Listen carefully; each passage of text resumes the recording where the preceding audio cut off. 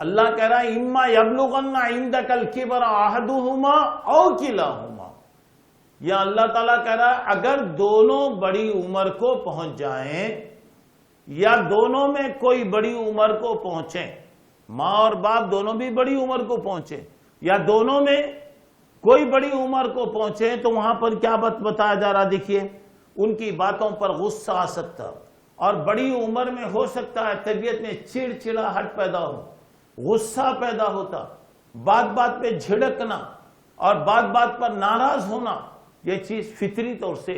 تو یہاں پہ اللہ کہہ رہا ہے اما یبلغن عندک الکبر احدہما او کلاہما، دونوں کمزور ہو گئے یا دونوں میں کوئی ایک اگر کمزور ہو گئے تو ان کو جھڑکنا، ڈانٹنا، زور سے بلند آواز سے بات کرنا، ناراضی کا اظہار کرنا، یہ غلط ہے۔ تیسری بات یہاں پہ بتایا جب ماں باپ سے بات کریں وَقُلْ لَهُمَا قَوْلًا كَرِيمًا، نرمی سے بات کیجئے، عاجزی سے بات کیجئے۔ تمہارے نوکر نہیں ہیں وہ، اپنے نوکروں سے جیسے گفتگو ہوتی ماں باپ کے سامنے وہ گفتگو نہیں ہے۔ بتایا بات کریں وَخْفِضْ لَهُمَا جَنَاحَ الذُّلِّ مِنَ الرَّحْمَةِ، ہمدردی رحمت کے ساتھ اور انتہائی عاجزی کے ساتھ آپ ان کے ساتھ بات کریں گے۔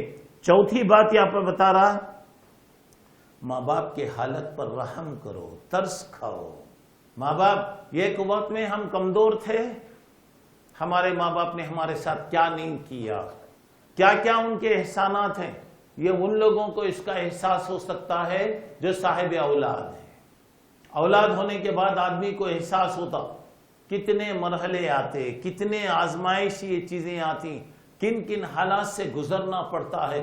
تو اب جب پتا چلتا ہے کہ واقعی اللہ نے ماں باپ کے مقام کو کیوں اونچا کیا، اسی لیے کہا جا رہا وَخْفِضْ لَهُمَا جَنَاحَ الذُّلِّ مِنَ الرَّحْمَةِ، رحمت کے ساتھ عاجزی کے ساتھ ان کے ساتھ پیش آؤ۔ کتنی پیاری تعلیمات ہیں، اللہ توفیق دے ہم لوگوں کو عمل کی۔ پانچویں بات کہا جا رہا ہے، کیا بتایا جا رہا؟ ان کے حق میں دعا کیجیے، ان کے حق میں دعا کیجیے۔ قُل رَبِّ ارْحَمْهُمَا كَمَا رَبَّيَانِي صَغِيرًا، اللہ جب تک میں چھوٹا تھا، نادان تھا، بے سمجھ تھا، ان لوگوں نے میرے ساتھ جیسے بھلائی کیا، اللہ تو ان کے ساتھ بھلائی کر۔